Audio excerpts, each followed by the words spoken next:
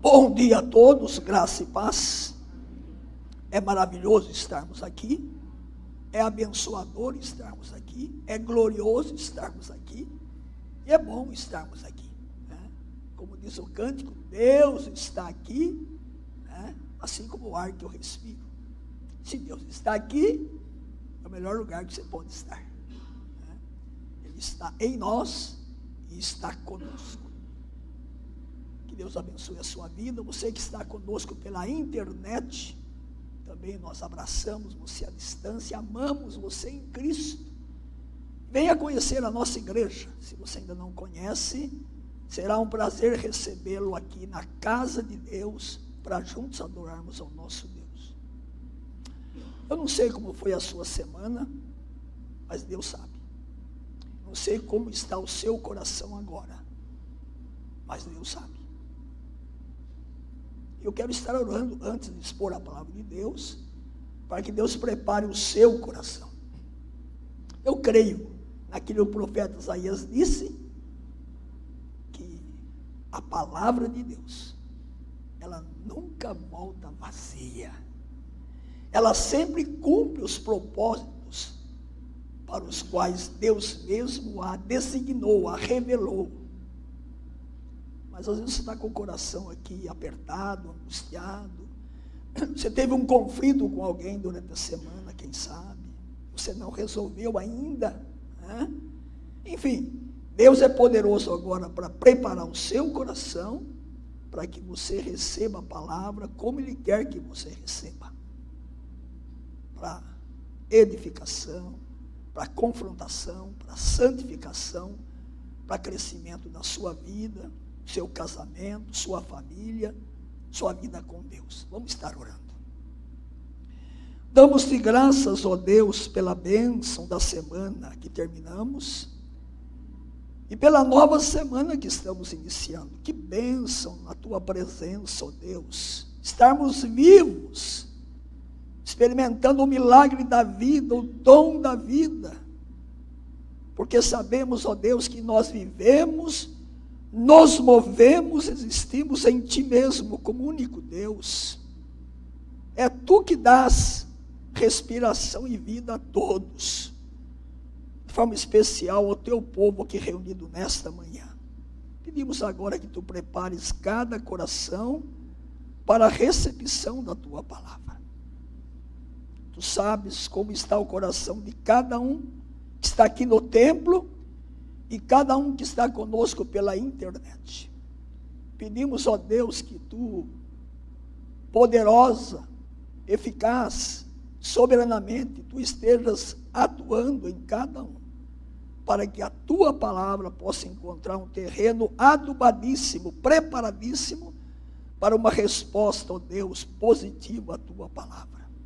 Nós nos colocamos nas Tuas mãos e oramos em nome de Jesus.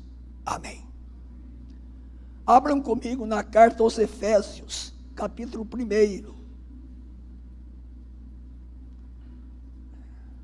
A nossa aula de hoje vai ser o contraponto da minha aula, das minhas duas aulas, né? Sobre a graça comum. Quando eu dei aula sobre a graça comum, então, parece que ficou assim, mas e qual a diferença, então? Se todos são abençoados, Deus dispensa bênçãos comuns para todos, e se olha para o seu vizinho, às vezes ele está melhor do que você, o carro dele é melhor que o seu, né? Enfim, então parece que ficou naquela vez um sabor assim, meio de dúvida, de incerteza, de como assim? Né? Então hoje vai ser o contraponto, vou mostrar as bênçãos que nós temos como povo de Deus. E eu escolhi esse título, e somos o povo mais rico do mundo. Então você faz parte do povo mais rico do mundo. Então quando você olha para o seu vizinho, tem bênçãos comuns. Às vezes tem mais bênçãos comuns do que você. Mas ele não tem as bênçãos que eu vou mostrar hoje. Então você, não para orgulho seu, hein? Mas para gratidão e para crescer a humildade, você é muito mais rico do que ele.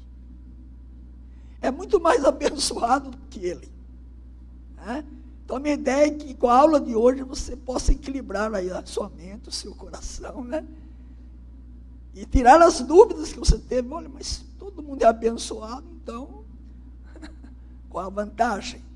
Então eu vou estar expondo então esse texto hoje, a carta aos Efésios, com esse tema: somos o povo mais rico do mundo. E qual é o meu objetivo com esta aula? Onde eu quero chegar? Entender que Deus é a fonte de todas as bênçãos espirituais. Também materiais, né? Mas hoje eu vou focar nas bênçãos espirituais. Porque as materiais eu já expus nas aulas sobre a graça comum. Isso? Então hoje o meu foco é aí, ó. Que ao final da minha aula hoje, quando você for embora para sua casa, você possa ter em mente com clareza, entender que Deus é a fonte absoluta de todas as bênçãos espirituais. E Paulo vai mostrar isso. E vai nos encantar. Né? Quando eu leio as cartas de Paulo, eu fico encantadíssimo. E edificadíssimo também, lógico. Né? Então vamos caminhar aí. A minha introdução. Né? Então, a carta aos Efésios, escrita por Paulo, ele estava preso. É uma das cartas da prisão. Né? Efésios, Colossenses, Filipenses. Né? Então, são várias cartas que Paulo escreveu na prisão. Estava preso. Né? E escreveu essa carta no ano 60, 61, depois de Cristo. Né? Esse é o período aí estimado da cronologia dessa carta. E por que essa carta é importante? Estudar essa carta preciosa. Eu coloquei alguns itens que eu considero importantes mencionar. Primeiro, é uma carta evangelística. Porque ela trata da salvação. Então, estudar essa carta, ou focar hoje esse texto que eu vou focar, é entender que a carta dos Efésios ela é evangelística, ela fala da salvação. Segunda coisa, essa carta é doutrinária. Nós vamos tocar num assunto hoje que é a eleição. Ela trata da eleição, da salvação, da igreja, da família de Deus. Né? Então é uma carta doutrinária. Ela é uma carta prática, porque ela trabalha relacionamentos do cristão, princípios de ética cristã. Ela trata lá como o marido deve ser, como a esposa deve ser, como os cristãos devem se relacionar, né? Como o patrão deve tratar o empregado, como o empregado deve considerar o patrão, como os filhos devem honrar os pais, como os pais devem tratar os filhos. É uma carta relacional, ética, traz princípios para a nossa vida. Né? E é uma carta também estratégica. Ela trata da batalha espiritual, da nossa luta espiritual, lá no capítulo 6. Né? Trata sobre a nossa batalha espiritual. São apenas algumas ideias da importância dessa carta e por que estudarmos, então, esse tema hoje. Somos o povo mais rico do mundo. O autor da carta, vamos então começar aí? Efésios 1, versículo 1. O autor é Paulo, né? O grande apóstolo Paulo. Paulo, apóstolo de Cristo Jesus por vontade de Deus.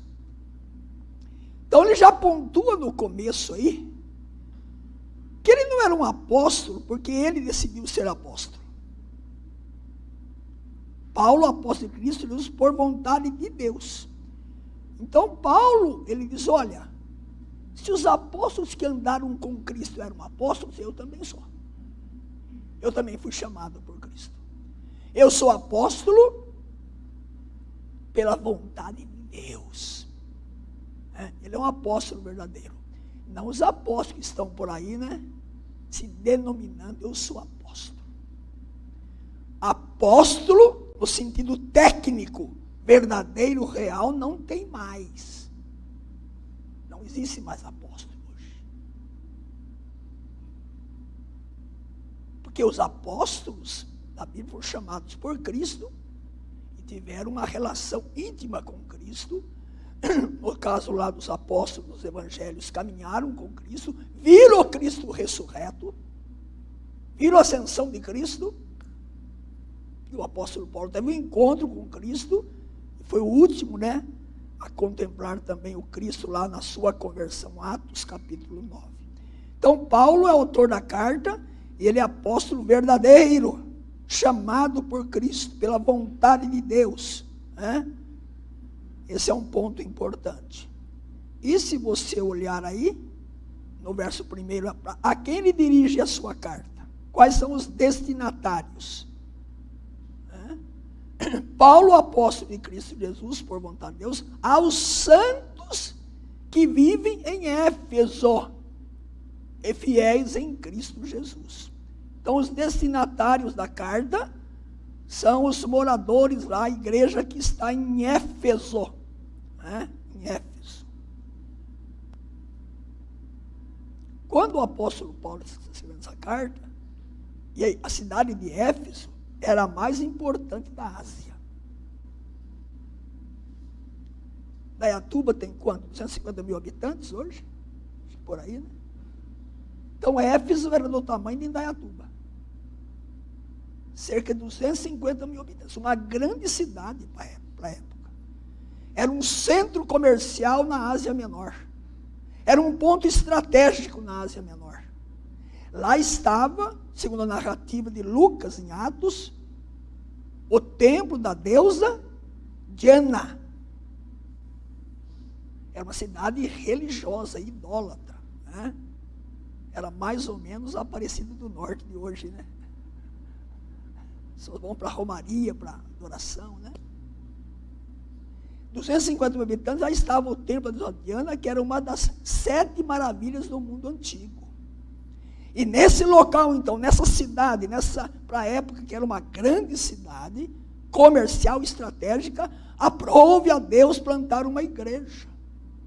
Paulo dá uma passada rápida lá na segunda viagem missionária, e na terceira ele fica lá cerca de 3 anos. Solidificando aquela igreja, aquele povo de Deus que estava ali, porque dali poderia o evangelho se espalhar por toda a Ásia, não é isso? E daí por diante. Então vejam a importância daquele lugar, daquela cidade. É ali que estão os crentes. E Paulo escreve para esses crentes que estão ali. E diz que esses crentes são o quê? Aos santos que vivem em Éfeso e fiéis em Cristo Jesus. Bom, a palavra santo se aplica ao membro da igreja, mas a palavra, na sua sentido técnico, ela lembra aquele que é separado por Deus e para Deus. Então você é separado por Deus e para Deus. Você é membro da igreja, está no hall da igreja, não é isso? No sentido que você faz parte da igreja, mas além de você estar arrolado num hall de uma igreja local, você foi separado por Deus para ser filho de Deus, para ser alguém abençoado por Deus. E diz que esses santos que estão lá são fiéis em Cristo Jesus. São fiéis em Cristo Jesus. A palavra fiel aí lembra a nossa fé em Deus e também os que creem em Jesus e têm um compromisso de obedecê-lo e testemunhar de Cristo. Então, os crentes que estavam lá em Éfeso, e os que estão aqui em Indaiatuba, devem ter uma fé sólida em Deus, e devem ter um compromisso com Cristo, de obedecê-lo e testemunhá-lo.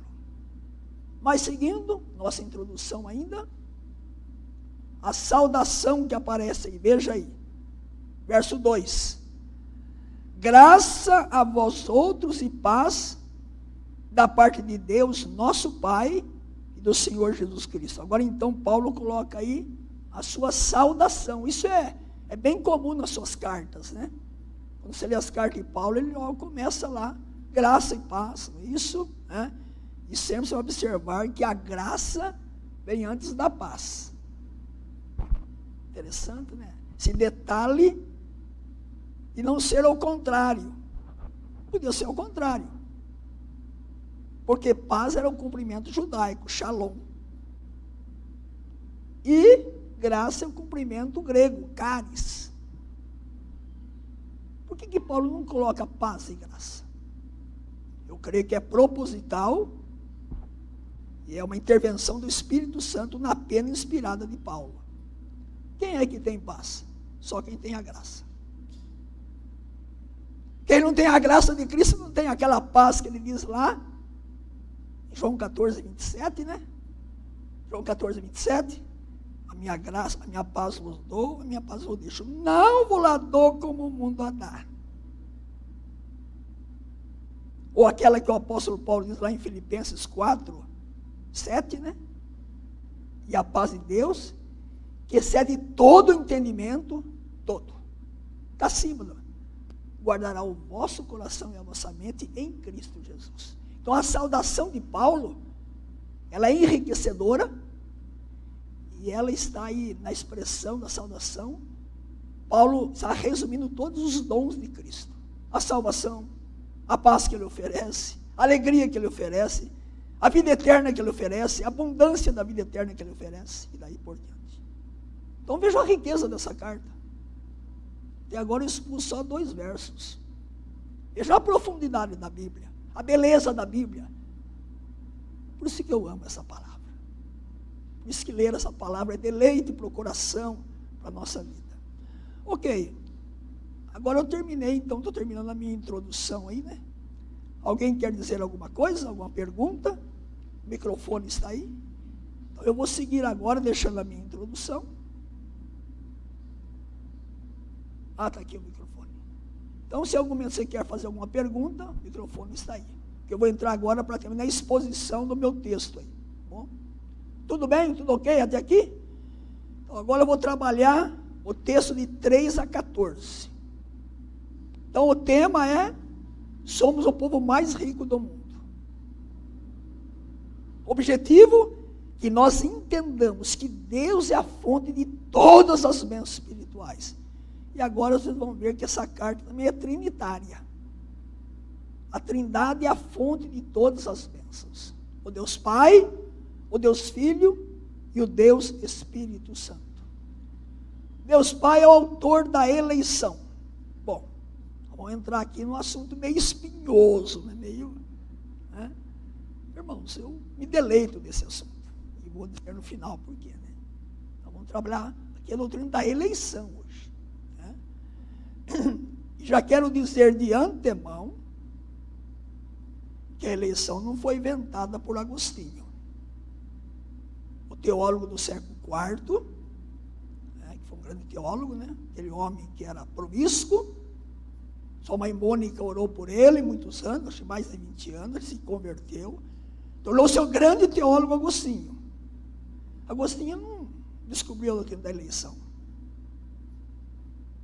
João Calvino, o grande reformador do século XVI, não inventou a doutrina da eleição. Essa doutrina não vem da especulação humana, do raciocínio humano, da razão humana. Essa doutrina vem do coração de Deus e da revelação de Deus e da palavra de Deus. É bom que se diga isso em alto e bom som. Eu vou trabalhar um pouco, um dos pontos eu vou trabalhar então, Deus Pai é o autor da nossa eleição. Paulo nos convida para nos deleitarmos nesse assunto, não é isso? E por que é importante trabalhar a doutrina da eleição? Porque a doutrina da salvação, ela está fundamentada na doutrina da eleição. São duas coisas inseparáveis. A doutrina da eleição e a doutrina da salvação. Elas não são excludentes, elas estão unidas. Uma depende da outra. Se você anula uma, você anula a outra. Eu vou mostrar isso claramente aqui hoje, na exposição do nosso texto que estamos trabalhando. Então vamos em frente. Deus que nos tem abençoado. Vamos ver o verso 3 aí.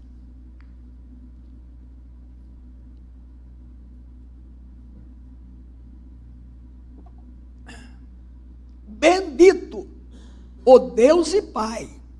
Veja como é que Paulo trabalha aí. Ele exalta a Deus, ele louva a Deus, como Deus e Pai do nosso Senhor Jesus Cristo, que nos tem abençoado. Então veja, ele coloca no Deus Pai a fonte, a origem das bênçãos. Bendito Deus e Pai nosso Senhor Jesus Cristo, que nos tem abençoado com toda sorte de bênção espiritual. É Ele, o Deus eterno, soberano, poderoso, o nosso Pai, o Pai do Senhor Jesus Cristo, que nos tem abençoado com toda sorte de bênção espiritual nas regiões celestiais em Cristo. Em Cristo. Então, Paulo já começa por aí. Então, a primeira coisa que eu quero destacar é que a doutrina da eleição tem sua origem em Deus. Eu já vi pregador na televisão, na internet, falando que essa doutrina é do diabo. Alguém já ouviu isso? Isso é uma blasfêmia, isso é um pecado. Dizer que a doutrina da eleição é do diabo. Onde que esse camarada tirou isso? É alguém da mídia aí. Por isso, cuidado com a internet, viu? Tem coisa boa. Tem muita porcaria, hein? Precisa saber filtrar. Senão você come coisa esquisita. Engole peixe com a cabeça inteira. Né? Engole. Então, essa doutrina vem do coração do Pai. Não é doutrina do diabo, não. É bênção espiritual.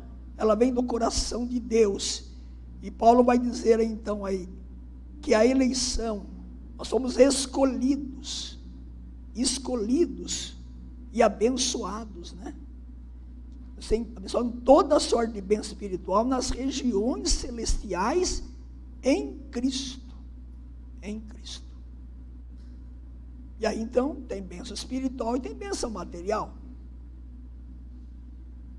E vou expor hoje várias bênçãos que são espirituais, transcendem as coisas materiais. Ele diz que essas bênçãos se originam nas regiões celestiais em Cristo. Você vai encontrar essa expressão aqui na carta de Paulo. Se você ler o verso 20, ele vai dizer também sobre isso. O qual exerceu ele em Cristo, ressuscitando dentre os mortos e fazendo sentar à sua direita nos lugares celestiais. No capítulo 2 também, da carta aos Efésios, no verso 6, e juntamente com ele nos ressuscitou e nos fez assentar nos lugares celestiais em Cristo Jesus. O que significa regiões celestiais? O que essa expressão significa? Primeiro,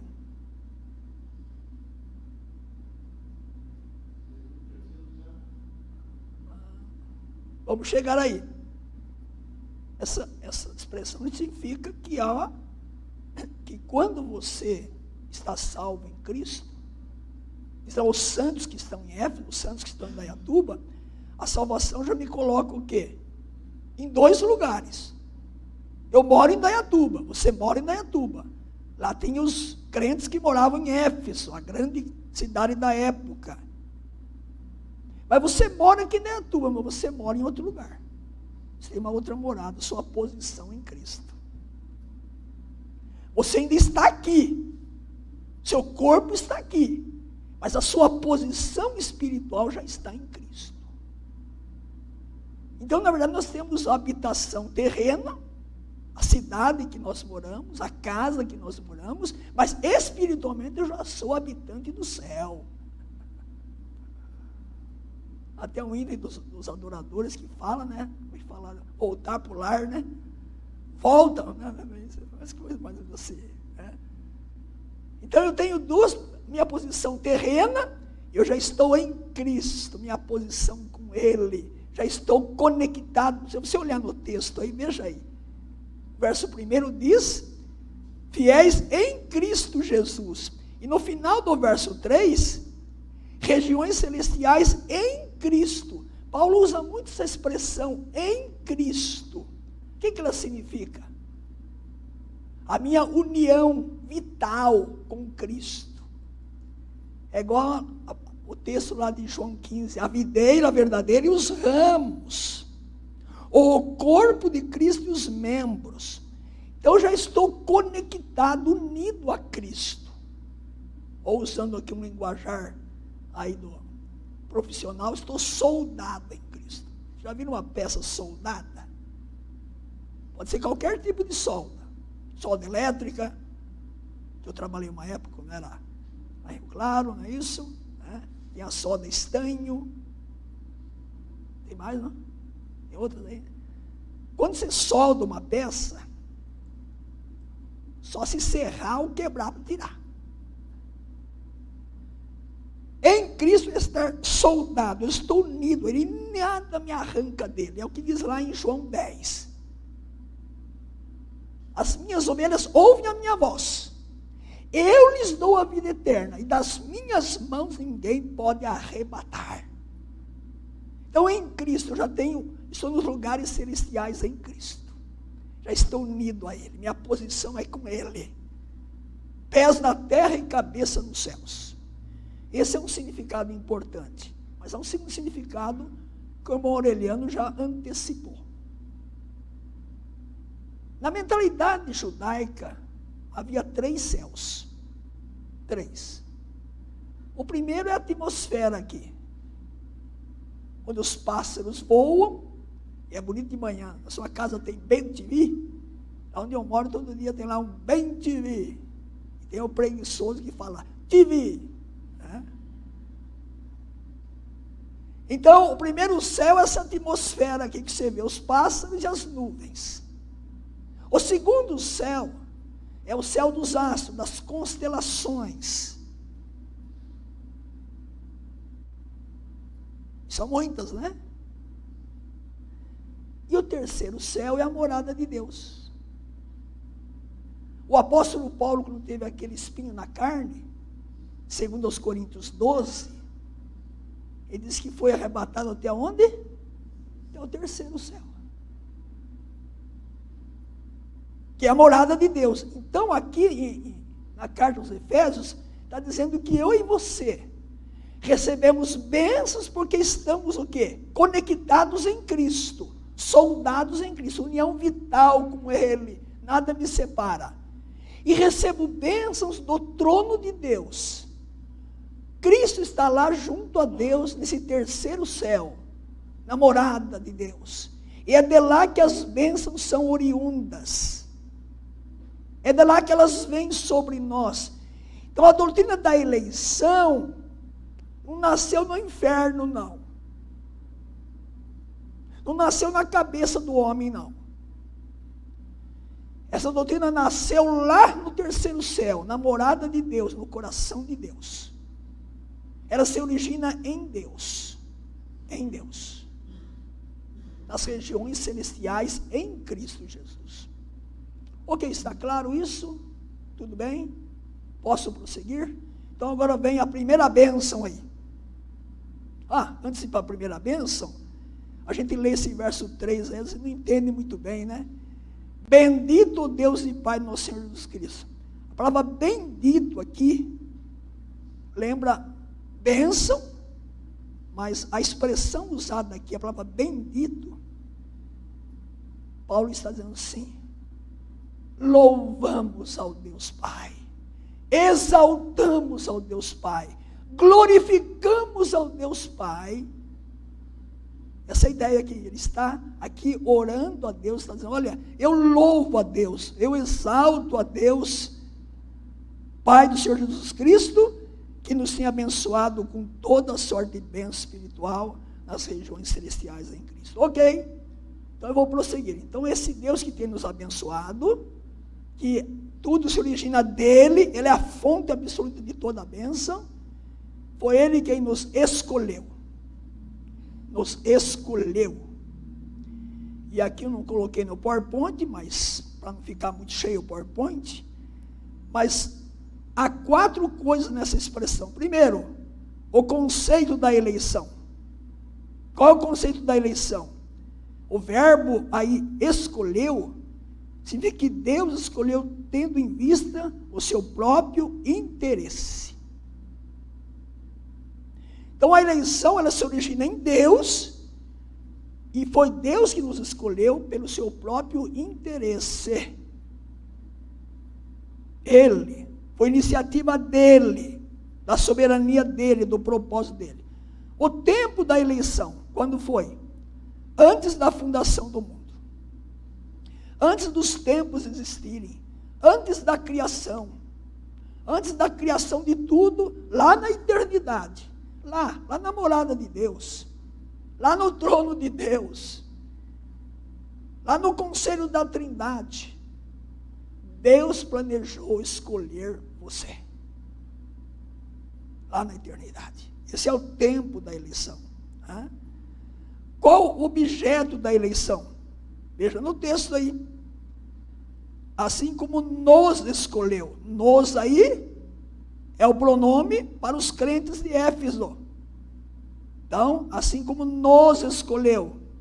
Escolheu os crentes de Éfeso, escolheu os crentes da primeira igreja presbiteriana de Indaiatuba. Quem são os objetos da eleição? O que está no verso 1. Aos santos que vivem em Éfeso e fiéis em Cristo Jesus.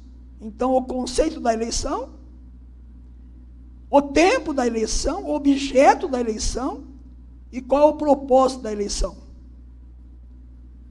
O propósito está aí, no verso 4.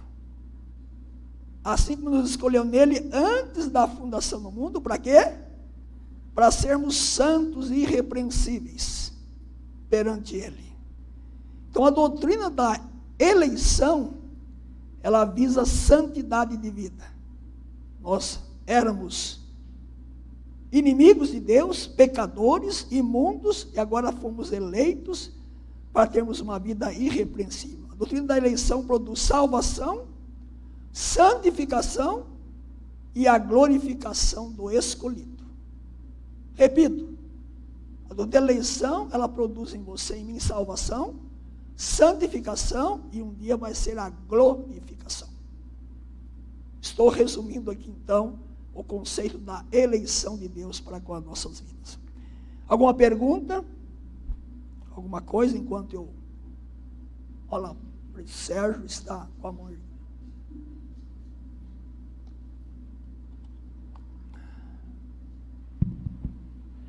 Pastor, aqui quando ele fala sobre santos e irrepreensíveis, se refere-se aqui na terra ou no céu?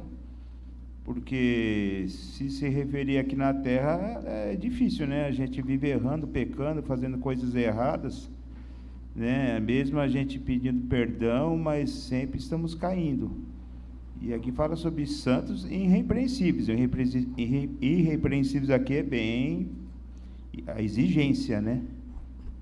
Isso que eu queria saber do senhor, se refere-se aqui ou no céu? Ok. No céu nós seremos totalmente santos. Você se lembra que eu tenho falado que quando eu sou salvo, então eu fico isento da culpa do pecado. Então, dia que você foi salvo, Deus tirou sobre a sua vida toda a culpabilidade que estava sobre você, o juízo de Deus que ia condenar você. A santificação, que é um processo, né? A santificação tem duas dimensões. A posicional, quando você foi salvo, você tem uma santificação de posição em Cristo, que é esse estar em Cristo. E a posição processual, que é esse processo diário, que você ora, lê a Bíblia, pede perdão pelos pecados, a sua vida na igreja, a sua comunhão com os santos. Então, a salvação tira de você a culpa do pecado. A santificação dá poder sobre o pecado. Quanto mais você santifica, mais você vence as tentações e os pecados. E só lá no céu, na morada de Deus, nos lugares celestiais, estaremos livres da presença do pecado. Então a minha resposta é, o texto se refere aqui. Os eleitos que estão na terra devem ser santos e irrepreensíveis. Não quer dizer que esses dois termos significam que eu não peco mais. Porque você tem que unir esse texto com outros textos. Primeira carta de João diz lá, se alguém diz que não peca, é mentiroso. Nós pecamos. Mas quando eu peco, eu confesso, Deus perdoa e me purifica de todo o pecado. Então, esse processo vai ser até a morte. Então, o fato de nós pecarmos é uma decorrência das contingências desse mundo e vamos, então, caminhando até Cristo voltar ou até a nossa saída para estar com Ele. Eu gostaria de estar vivo quando Ele voltasse, né? Mas isso é outra história. Tá bom, não sei, então é para aqui e agora. Então nós somos santos e repreensíveis. Podemos ser repreensíveis em algum momento? Sim, a palavra de Deus pode nos repreender. Ou um irmão em Cristo pode nos aconselhar, nos exortar. Não quer dizer que quando a palavra me repreende, ela está visando o meu bem, meu crescimento.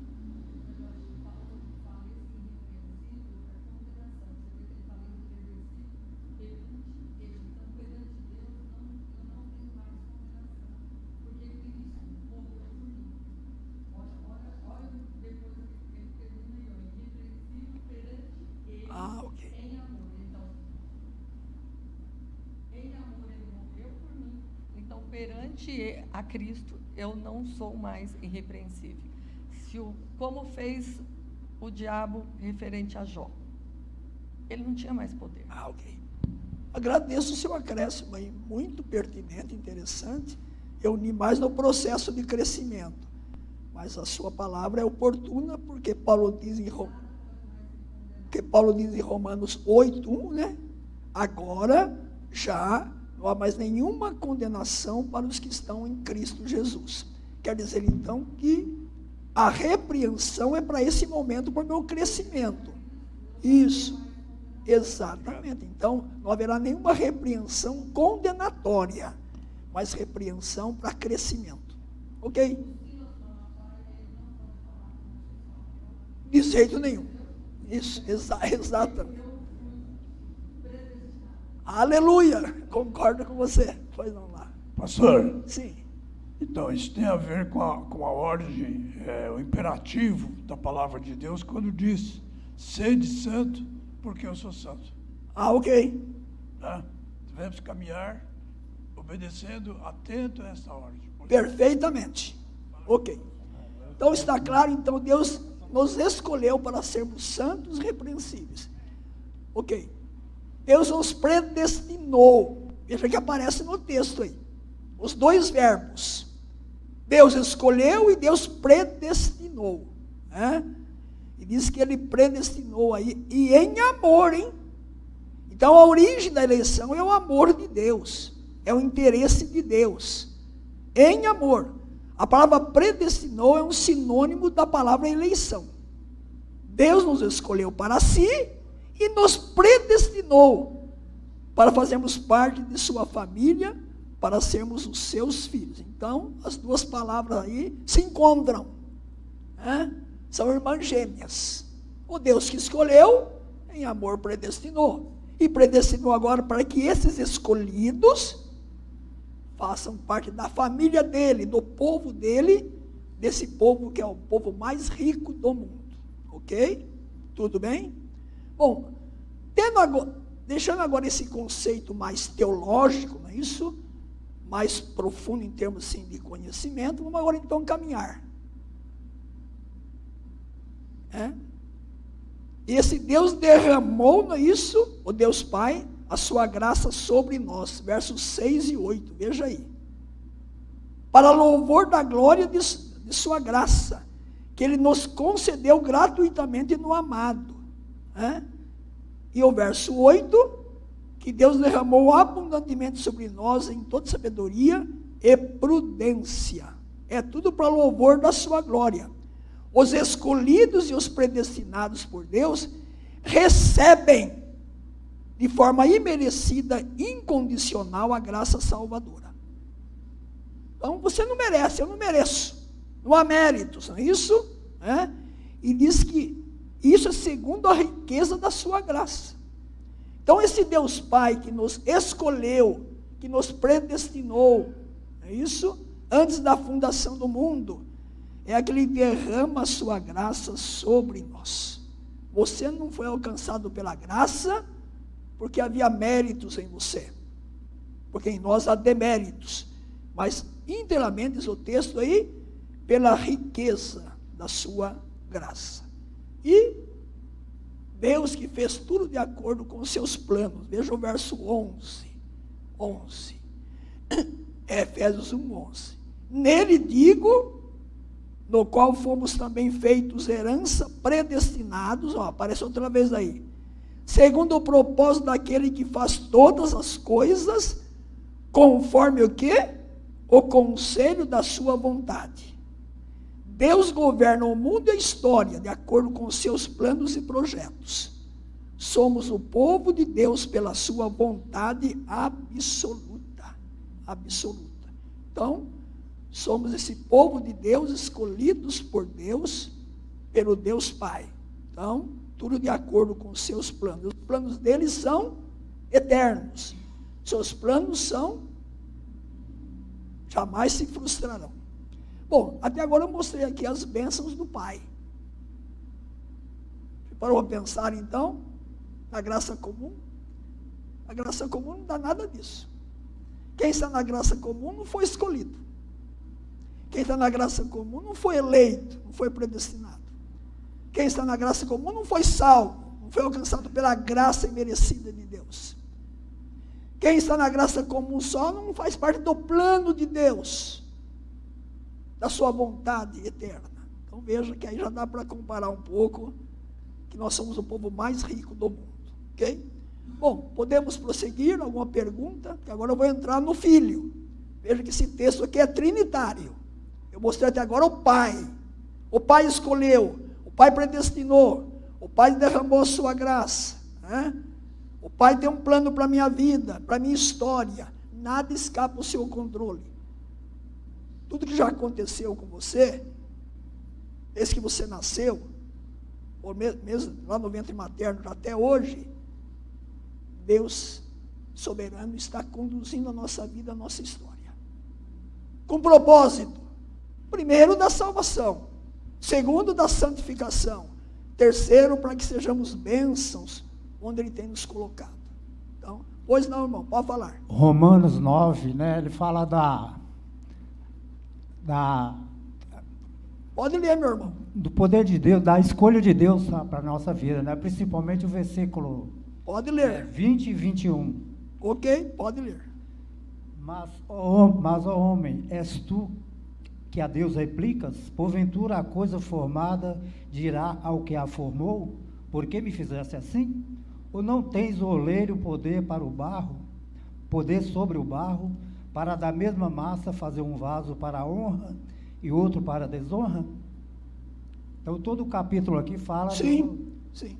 da escolha de Deus, da predestinação. Inclusive o seu texto está aqui na minha apostila aqui, mas há outros textos que eu estou dando uma enxugada. Mas muito obrigado. Bem lembrado o texto aí. Okay? Seguindo então, o segundo ponto do meu estudo. Jesus quem executa a salvação dos eleitos. Então vejam a beleza desse texto. Quem que executa a eleição dos eleitos? Cristo. É o Filho.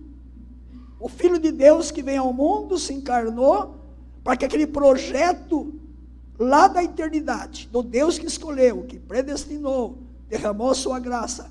Agora no tempo e no espaço, esse maravilhoso projeto seja concretizado. Veja a sabedoria de Deus. Né?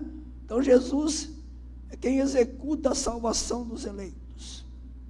Ele executou na cruz a nossa salvação. É nele ou em Jesus que temos acesso às seguintes bênçãos. Agora eu vou entrar então aí, primeiro as bênçãos que se originam do Pai. Nos escolheu, nos predestinou, derramou sua graça, sua vontade soberana se concretiza. Agora, quais são as bênçãos que se originam no Filho? Então vejam aqui que o pacote é completo. Pastor, Pois não. eu gostaria que o senhor explicasse um pouco para mim também. Vai entrar no filho agora, né? Sim. Aqui em João 10, 17, ele diz assim: por isso o Pai me ama, porque dou a minha vida para reassumir. Ninguém a tira de mim, pelo contrário, eu espontaneamente a dou. Tenho autoridade tanto para entregar e também para reavê-la. Ok, bom, o texto de João 10, 17, 18 está aí nesse ponto aí, ó. Jesus é quem executou na cruz a nossa salvação, né? E nele, ou em Jesus, que eu tenho acesso às seguintes bênçãos que eu vou expor agora. Bom, o que está claro nesse texto aqui de João 10, 17 e 18, é que a morte de Cristo, os homens pensam que foram eles, né? Pilatos, talvez você pensando, eu que condenei a Cristo lavando as mãos. Não. Ele diz que ele já tinha no plano que ele ia morrer por nós. É um decreto de Deus. Jesus nasceu para morrer por nós. E ele está afirmando aqui que ele que daria a vida. E ele que reassumiria a vida. Ele ressuscitou. É nesse sentido, então, que ele está dizendo: eu vou morrer pelos eleitos. Os que Deus me deu, eles virão a mim. Eu vou salvá-los pela morte na cruz. Então, é nesse sentido que a morte dele não foi um acidente. A morte de Cristo não foi acidental. Não. A morte de Cristo já estava planejada lá na eternidade. Né? O plano de salvação, ok? Irmão Elzio, ok?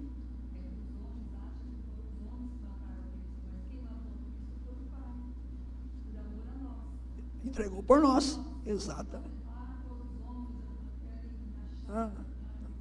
Os homens apenas fizeram julgamentos injustos, condenaram a Cristo, mas no plano de Deus ele foi entregue pelo Pai. Exatamente. Ok, então.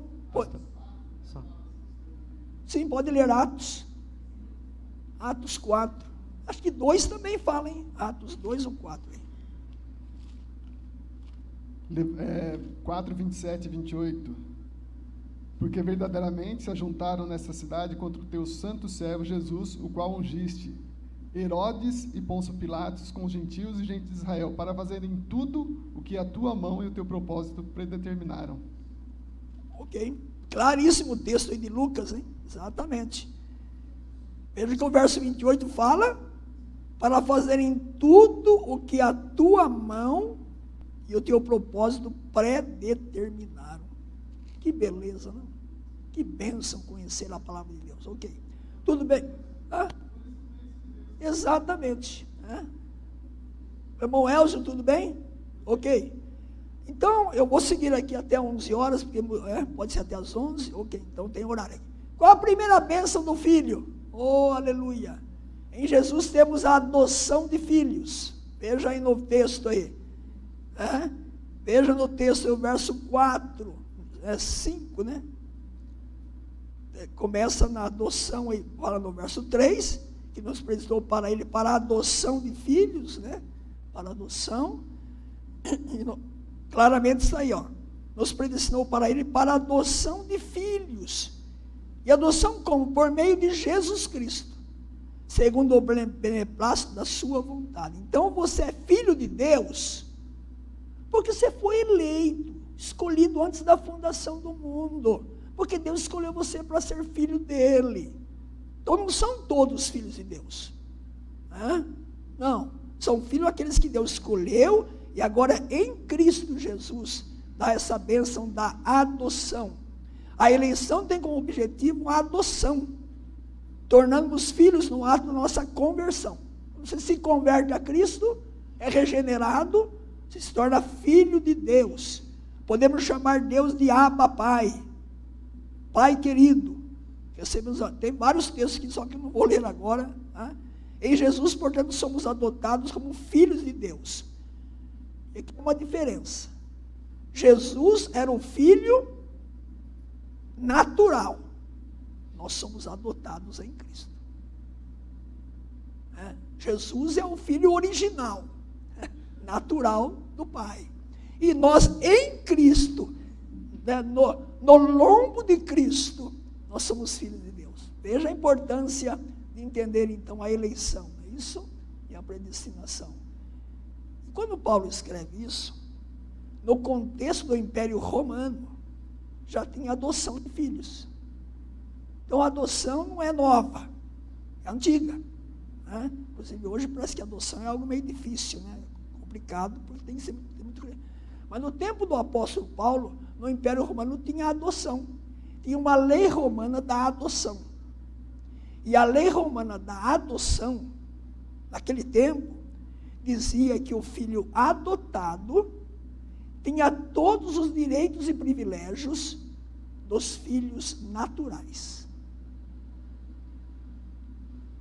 Isso tem a ver comigo e você. Eu tenho em Cristo todas as bênçãos de Jesus como filho natural, o que morreu para me salvar. Então a primeira bênção é que eu sou filho de Deus. Eu tenho relação com meu Pai. Eu posso dizer, Pai, meu Deus é meu Pai. Posso orar, Pai nosso que está nos céus. E daí por diante. Ok? Podemos seguir? Segunda bênção. Veja no texto aí. Verso 7. Eu sou filho, do qual temos a redenção. A redenção. A palavra redenção, no grego, a politroses, significa resgate de um prisioneiro de guerra ou um escravo. Então, esse resgate eu tive em Cristo. Ele pagou o preço para ser um filho de Deus. Então, agora, nesse Jesus, segunda pessoa da Trindade, eu tenho a redenção. Eu deixei de ser prisioneiro. As algemas caíram. Antes de Cristo me salvar, eu estava algemado. Algemado por Satanás, algemado pelo pecado, algemado pela minha natureza carnal. É um escravo, um prisioneiro. Agora em Cristo eu fui liberto. Me deu a grande libertação. Aquilo que está lá em Colossenses 1,13. Ele nos libertou de onde? Do império das trevas. E nos transportou para o reino do Filho do seu amor. Que bênção. Eu não sou mais um escravo. Os que não são filhos são. Todo pecador sem Cristo, ele pensa que ele é livre. Ele é livre para pecar, mas não é livre para não pecar. Ele é prisioneiro do diabo, da sua natureza pecaminosa. Então, em Cristo eu tenho a redenção. Eu tive a libertação. A verdadeira liberdade vem dele lá, texto conhecido de João, 8, 34, 36. Se o Filho vos libertar, verdadeiramente sereis livres.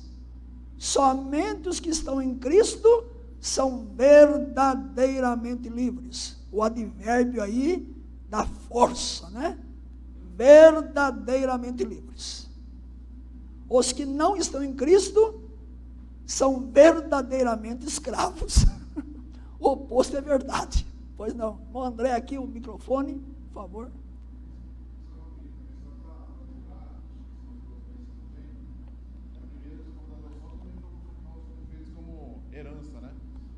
Também pode ser considerada como herança.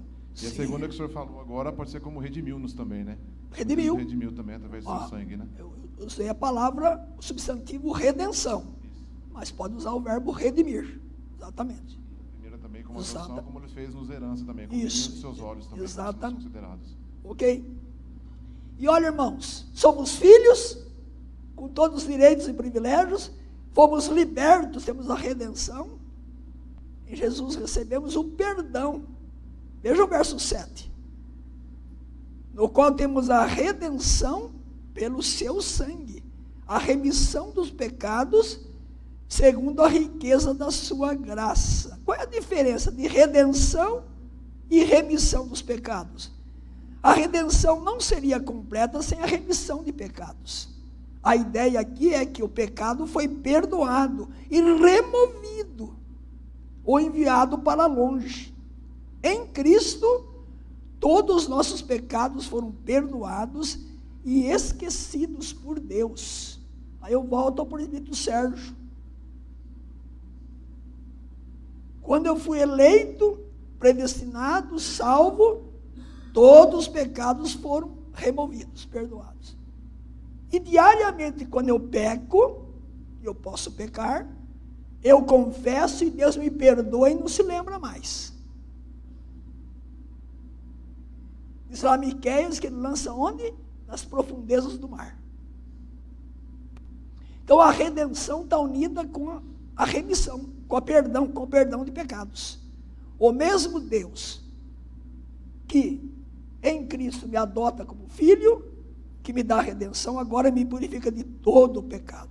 Tenho vários textos aqui que eu não vou ler também, mas são conhecidos. Então, em Jesus recebemos o perdão ou a remissão dos pecados.